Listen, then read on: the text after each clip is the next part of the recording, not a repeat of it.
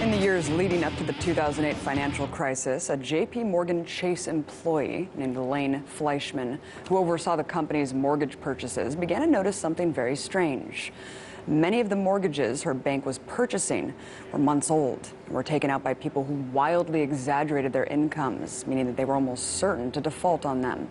Well, now Fleischman has come forward with a series of stunning allegations about how these concerns were suppressed by her superiors and how the DOJ used her as a pawn in their settlement with the bank. It's a story meticulously documented by Rolling Stone journalist Matt Taibbi, who joins me now to discuss. Matt, thank you so much for coming on. Thank you for having me. So can you start by explaining what Fleischman told her superiors about these mortgages and why she was told she couldn't send emails about what she found? Basically, she told Elaine basically worked as a kind of quality control officer. Back then, companies like Chase and Bank of America and lots of other big banks were in the business of buying up huge volumes of home loans. If you remember, anybody and everybody back then was able to get a mortgage, and what the banks were doing was buying up lots of these mortgages. They were chopping them up, turning them into securities, and then reselling them to investors, typically pension funds, insurance companies, hedge funds. So ordinary people were, whether knowingly or unknowingly, buying lots of these home loans. And Elaine was concerned that these loans were of very poor quality, that they were likely to default, and that the customers, Chase's customers, were likely to experience huge losses. And she told her superiors that, hey, you can't buy this stuff and then not tell your customers, what the concerns that you have about these loans. And that disclosure ended up getting her fired.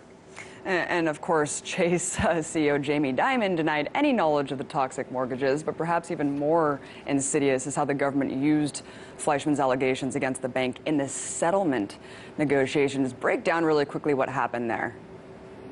Yeah, so it was a long time before she was even contacted by government investigators. Despite the fact that she sent a very detailed letter to her superiors saying, basically, we can't sell this stuff, it's too toxic.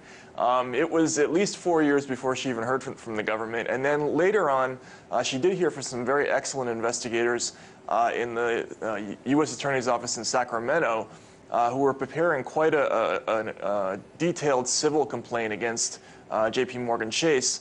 And Elaine thought that that was going to turn into a big case against the bank.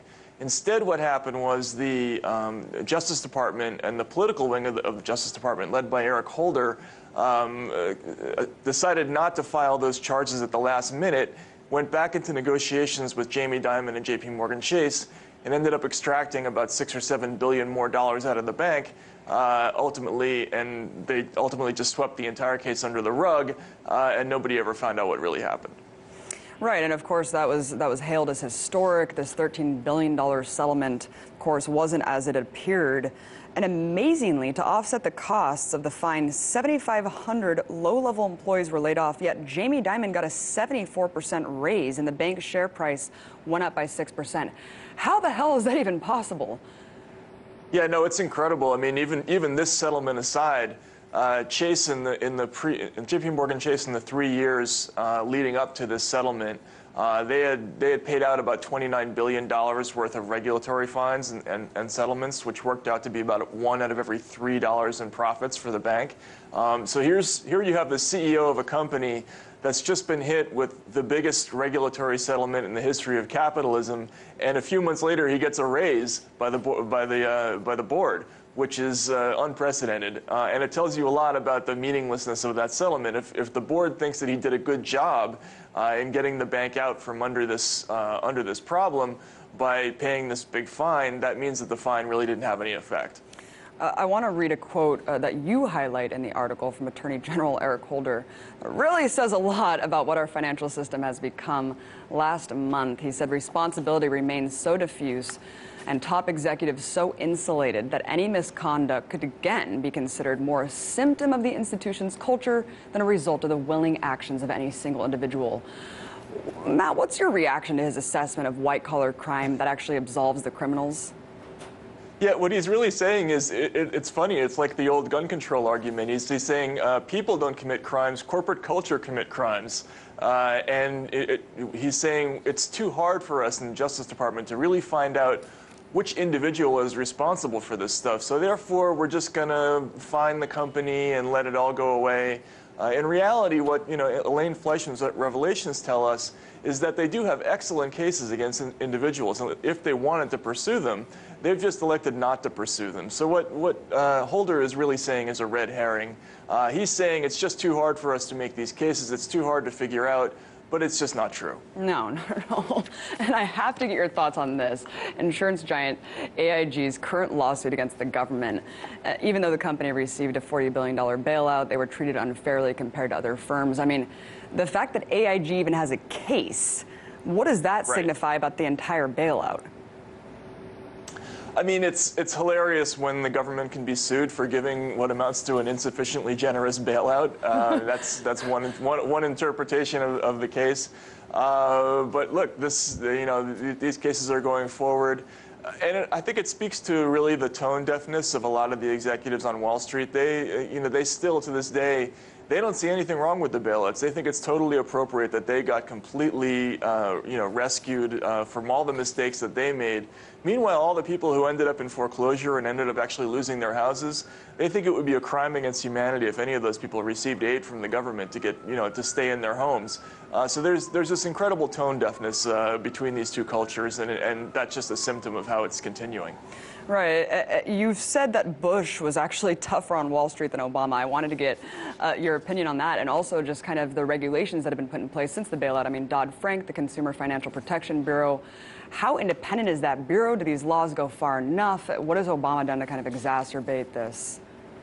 Well, what I said about Bush being tougher, what I really was talking about is, in the early years of the Bush administration, they pursued a number of high-level criminal prosecutions of high-ranking corporate officials, people in companies like Enron, WorldCom, Adelphia, firms like that. When they were having those great accounting scandals, they went out and they actually rousted a number of key officials and pursued highly symbolic criminal prosecutions to send a message that nobody's above the law. This is exactly what the Obama administration did not do after the 2008 crash. They could have gone into some of these companies, picked out a few people who are responsible for these massive frauds, which are much bigger than the frauds that Bush was dealing with in the accounting scandals. But they didn't do that. They didn't bring any cases at all. So all I was really saying is Bush brought a few cases, Obama's brought zero, and by any measure, Bush has a better record on this stuff than Obama does. And it's not saying a lot. As far as the new laws, yeah, it's not saying a lot, exactly.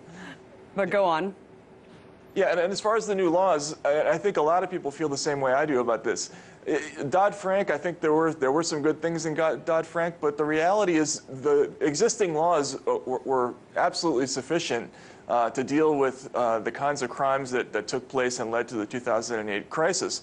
The problem is that they just aren't enforcing those laws. We have basic fraud laws on the books that were absolutely sufficient to go after the kinds of behaviors that, for instance, Elaine Fleischman was talking about. We're just not doing anything about it. So yes, it's great to have some new regulations, particularly with new financial instruments like derivatives, where there are no specific laws against certain kinds of activities because they didn't exist before. But the old laws are plenty sufficient, and we're just not availing ourselves of them. And we have about a minute left, but I really wanted your opinion on this. I know that's kind of a loaded question, but before the financial crisis, you described yourself as a small government guy who believes in capitalism.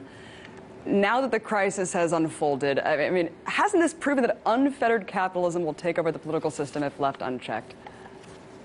See, I would argue that what happened, what's been going on since 2008, before 2008, isn't capitalism. I mean, I'm not exactly an arch capitalist. I think we need a mix of all sorts of things to make things work. But what's gone on Wall Street is really the opposite of capitalism. We have these too big to fail companies that are really immune from normal market forces. It's essentially a kind of a merger of these gigantic oligarchical firms on the one hand and the federal government on the other hand, which is, as we saw with the bailouts, these companies, even when they make enormous catastrophic mistakes, they know that the government's going to come in and rescue them, and that's really not capitalism. If we had let all those companies fail, that would be one thing, but we didn't do that, and we're not going to do that in the future.